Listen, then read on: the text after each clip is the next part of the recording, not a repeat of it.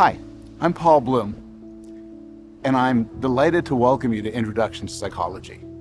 I've been here at Yale for about 20 years, and just about every year I teach Intro Psych. I teach it to hundreds of undergraduates.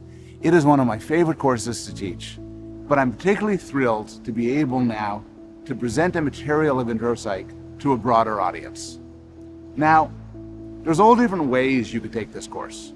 Nobody would blame you if you decide to just dip in, look at a lecture on Freud, or about mistakes in memory, or about depression. The lectures could be listened to or watched out of order. But what I would suggest, if you can, is treat it like a course. Sit with your laptop in front of you with a cup of strong coffee and a cigar. Take notes, go through it bit by bit in the order in which it's given. Take the exams. The exams are not meant to be difficult, but they are meant to sort of tap your understanding of the material as you go through it. Once you've done that, you could be said to have taken a course on Intro Psych.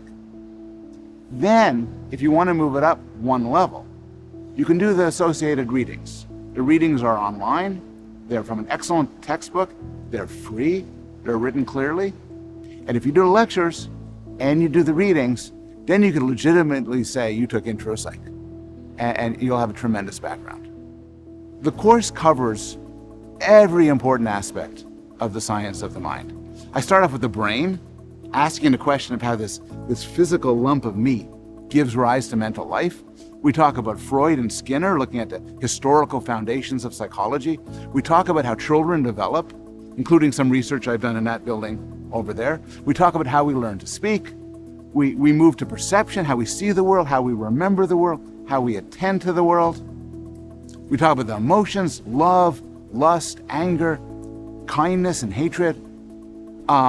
We explore how we interact socially, how prejudices form, what we like about one another. We'll talk about differences, how we're different, why we're different, what this means for us. And we'll talk about clinical disorders like depression and anxiety, or disorders many of you suffer from, and what causes them and what can cure them. And we'll end with an overview about happiness, what the scientific study of psychology tells us about how to be happy. I'm admittedly biased, but I think psychology is the most interesting topic around. So I'm delighted to have you take this course.